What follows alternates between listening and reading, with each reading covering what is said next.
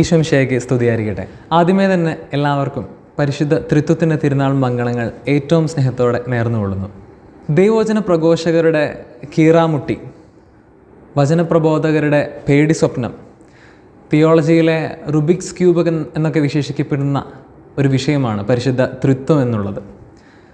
പലരും സംസാരിക്കാനായിട്ട് ആഗ്രഹിക്കാത്ത അത്രമാത്രം ഗഹനവും ആഴവുമായ ഒരു വിഷയമാണ് പരിശുദ്ധ ത്രിത്വം എന്നുള്ളത്. ഞങ്ങൾ തിയോളജി പഠിക്കുന്ന സമയത്ത് 3 വർഷത്തെ തിയോളജി പഠനത്തിൻ്റെ അവസാനം കോംപ്രഹെൻസീവ് എന്ന് പറയുന്ന ഒരു പരീക്ഷയുണ്ട്. ആ 3 വർഷം നമ്മൾ പഠിച്ച തിയോളജിക്കലായിട്ടുള്ള എല്ലാ വിഷയങ്ങളെയും വാചികമായിട്ട് പ്രസൻറ്റ് ചെയ്യേണ്ട ഒരു പരീക്ഷയാണിത്. ഈ പരീക്ഷയുടെ പ്രത്യേകത ഇപ്രകാരമാണ്: നമുക്ക് നറുക്കിട്ട് ഒരു വിഷയം എടുക്കാം, ആ വിഷയത്തെക്കുറിച്ച് നമ്മൾ സംസാരിക്കണം. അപ്പം ഞങ്ങൾ ഷമാശന്മാരൊക്കെ ഏറ്റവും കൂടുതലായിട്ട് പ്രാർത്ഥിക്കുന്ന ഒരു കാര്യം ഇതാണ്: നറുക്കെടുക്കുമ്പോൾ അത് ട്രിനിറ്റി ആയിരിക്കരുത് എന്നുള്ളത്, പരിശുദ്ധ ത്രിത്വത്തെക്കുറിച്ചുള്ള വിഷയമായിരിക്കരുത് എന്നുള്ളതാണ്. കാരണം അത്രമാത്രം ഗഹനമായിട്ടുള്ളൊരു വിഷയമാണത്. മനുഷ്യൻ്റെ മനസ്സുകൾക്ക് മനസ്സിലാക്കാനാകാത്ത ഒരു വലിയ മഹാരഹസ്യം. ഇങ്ങനെയൊക്കെ ആണെങ്കിൽ കൂടെയും നമ്മൾ നമ്മുടെ എല്ലാ പ്രാർത്ഥനകളും തുടങ്ങുന്നതും അവസാനിപ്പിക്കുന്നതും പരിശുദ്ധ ത്രിത്വത്തിൻ്റെ നാമത്തിലാണ്. അത് ഫോർമലായിട്ടുള്ള പ്രാർത്ഥനകളായിക്കൊള്ളട്ടെ, ഇൻഫോർമലായിട്ടുള്ള പ്രാർത്ഥനകളായിക്കൊള്ളട്ടെ. നമ്മുടെ വീട്ടിൽ മാതാപിതാക്കന്മാരും കുഞ്ഞുങ്ങളും ഒരുമിച്ചിരുന്ന് പ്രാർത്ഥിക്കുമ്പോൾ നമ്മൾ ആദ്യം തുടങ്ങുന്നത് പിതാവിൻ്റെയും പുത്രൻ്റെയും പരിശുദ്ധാത്മാവിൻ്റെയും നാമത്തിലെന്നാണ്.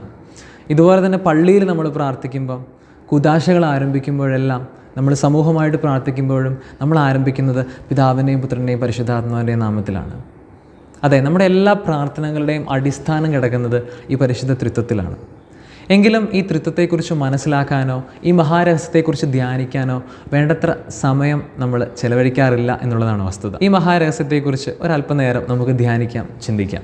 പരിശുദ്ധ ത്രിത്വത്തെക്കുറിച്ച് ഏറ്റവും മനോഹരമായിട്ട് അവതരിപ്പിക്കുന്നത് നമ്മുടെ മുൻ മാർപ്പാപ്പയായിരുന്ന ബെനഡിക്റ്റ് 16 മാർപ്പാപ്പയാണ്, അഥവാ കർദിനാൾ ജോസഫ് റാറ്റ്സിംഗറാണ്. അദ്ദേഹത്തിൻ്റെ മനോഹരമായിട്ടുള്ളൊരു പുസ്തകത്തിൻ്റെ പേര് ഇൻട്രൊഡക്ഷൻ ടു ക്രിസ്ത്യാനിറ്റി എന്നുള്ളതാണ്. ഈ പുസ്തകത്തിൽ അദ്ദേഹം വളരെ ഭംഗിയായിട്ട് ഇങ്ങനെ പറയുന്നുണ്ട്: the Trinitarian language has 2 aspects. പരിശുദ്ധ ത്രിത്വത്തെക്കുറിച്ചുള്ള സഭയുടെ പഠനങ്ങൾക്ക് 2 ഭാഗമുണ്ട്, അല്ലെങ്കിൽ 2 ഘടകങ്ങളുണ്ട്. ഒന്നാമത്തേത് ഇതാണ്: ഇറ്റ് കൺഫൗണ്ട്സ് അസ്. രണ്ടാമത്തേത് ഇതാണ്: ഇറ്റ് ഇലുമിനേറ്റ്സ് അസ്. അതെ, പരിശുദ്ധ ത്രിത്വത്തെക്കുറിച്ചുള്ള പഠനങ്ങൾ ഒന്നാമതായിട്ട് നമ്മുടെ ബുദ്ധിയെ മറയ്ക്കുന്നുണ്ട്, രണ്ടാമതായിട്ട് നമ്മുടെ ബുദ്ധിയെ അത് പ്രകാശിപ്പിക്കുന്നുണ്ട്. അതെ, 2 വസ്തുതകളാണ്. നമ്മുടെ ബുദ്ധിയെ മറയ്ക്കുന്നു, നമ്മുടെ ബുദ്ധിയെ പ്രകാശിപ്പിക്കുന്നു. എങ്ങനെയാണ് പരിശുദ്ധ ത്രിത്വം നമ്മുടെ ബുദ്ധിയെ മറയ്ക്കുന്നത്? How it കൺഫൗണ്ട്സ്. മനോഹരമായിട്ടുള്ള ഒരു ഉദാഹരണം പറഞ്ഞാൽ വ്യക്തമാകുന്നു മനസ്സിലാക്കുകയാണ്. പുറപ്പാട് പുസ്തകം 18-ാം അധ്യായത്തിൽ മോശ സീനായ് മലമുകളിലേക്ക് ദൈവത്തെ കാണാനായിട്ട് പോകുന്നുണ്ട്. നമ്മളിങ്ങനെ ആ വചനഭാഗത്ത് വായിക്കുന്നു: 3-ാം ദിവസം രാവിലെ പ്രഭാതത്തിൽ കനത്ത ഇടിമുഴക്കവും മിന്നൽ പിണരുകളും ഉണ്ടായി. സീനായ് മലമുകളിലാകെ കനത്ത മേഘങ്ങൾ പ്രത്യക്ഷപ്പെട്ടു. മോശ ദൈവത്തെ കാണുന്നത് ഈ കനത്ത മേഘ പടലങ്ങളുടെ സാന്നിധ്യത്തിലാണ്. എന്ന് വെച്ചാൽ മോശയ്ക്ക് ദൈവത്തെ പൂർണ്ണമായി വ്യക്തമായി കാണാൻ പറ്റിയില്ല എന്ന് വേണം മനസ്സിലാക്കാൻ.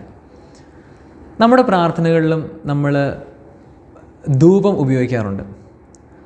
ധൂപത്തിന് പൊതുവെ നമ്മൾ കൊടുക്കുന്ന അർത്ഥം ഇതാണ്: ദൈവസന്നിധിയിലേക്ക് ഉയരുന്ന പ്രാർത്ഥനകളുടെ സൂചകമാണ് നമ്മുടെ ധൂപം.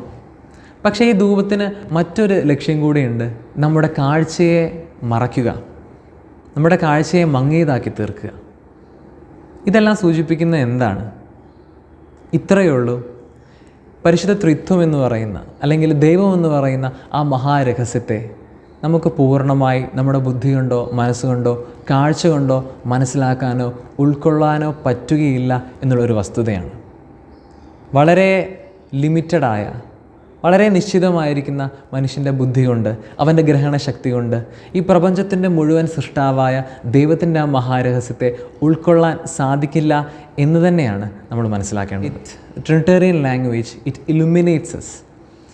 ഇങ്ങനെയൊക്കെ ആണെങ്കിൽ കൂടെയും നമ്മുടെ ബുദ്ധിയെ പ്രകാശിപ്പിക്കുന്ന, നമ്മുടെ മനുഷ്യൻ്റെ ലിമിറ്റഡ് ആയിട്ടുള്ള ബുദ്ധി കൊണ്ടും മനസ്സുകൊണ്ടും ശക്തി കൊണ്ടൊക്കെ മനസ്സിലാക്കാൻ പറ്റുന്ന ദൈവത്തിൻ്റെ ഒരു ഘടകമുണ്ട്. തിരുസഭ കണ്ടിട്ടുള്ള ഏറ്റവും മഹാനായിട്ടുള്ള ദൈവശാസ്ത്രജ്ഞന്മാരിൽ ഒരാളാണ് വിശുദ്ധ അഗസ്തീനോസ്. അഗസ്തീനോസിൻ്റെ ത്രിത്വത്തെക്കുറിച്ചുള്ള പഠനത്തിൻ്റെ വെളിച്ചത്തിൽ നിന്നുമാണ് ഞാൻ സംസാരിക്കുന്നത്. ഒന്ന് പരിശ്രമിച്ച് നോക്കാം. ദൈവം സ്നേഹിക്കുന്നു എന്ന് എല്ലാ മതങ്ങളും നമ്മളോട് പറയുന്നുണ്ട്. അത് ഹൈന്ദവ മതമാകട്ടെ, അത് ജുഡൈസം ആകട്ടെ, അത് ഇസ്ലാം ആകട്ടെ, മറ്റേത് മതമായിക്കൊള്ളട്ടെ, എല്ലാ മതങ്ങളും ഗോഡ് ലവ്സ് എന്ന് നമ്മളോട് പറയുന്നുണ്ട്. എന്നാൽ ദൈവം സ്നേഹമാകുന്നു, ഗോഡ് ഈസ് ലവ് എന്ന് പറയുന്ന ഏക മതം ക്രിസ്തു മതമാണ്. അതെ, ദൈവം സ്നേഹമാകുന്നു. ദൈവം സ്നേഹമാണെങ്കിൽ സ്നേഹം ഒരു പ്രവൃത്തിയാണെന്ന് നമുക്കറിയാം. ഒരാൾ മറ്റൊരാളെ സ്നേഹിക്കണമല്ലോ. ദൈവം ആരെയാണ് സ്നേഹിക്കുന്നത്? ദൈവം നമ്മളെ സ്നേഹിക്കുന്നുണ്ട്, മനുഷ്യരെ സ്നേഹിക്കുന്നു, ഈ പ്രപഞ്ചത്തെ സ്നേഹിക്കുന്നു, ദൈവം സൃഷ്ടിച്ച സകല ജീവജാലങ്ങളെയും ദൈവം സ്നേഹിക്കുന്നു. എന്നാൽ ഒരു ചോദ്യം, ദൈവം മനുഷ്യരെയും ഈ പ്രപഞ്ചത്തെയും ഈ ഭൂമിയിലുള്ള സകല ജീവജാലങ്ങളെയും സൃഷ്ടിക്കുന്നതിന് മുൻപ് ദൈവം ആരെയായിരുന്നു സ്നേഹിച്ചിരുന്നത്?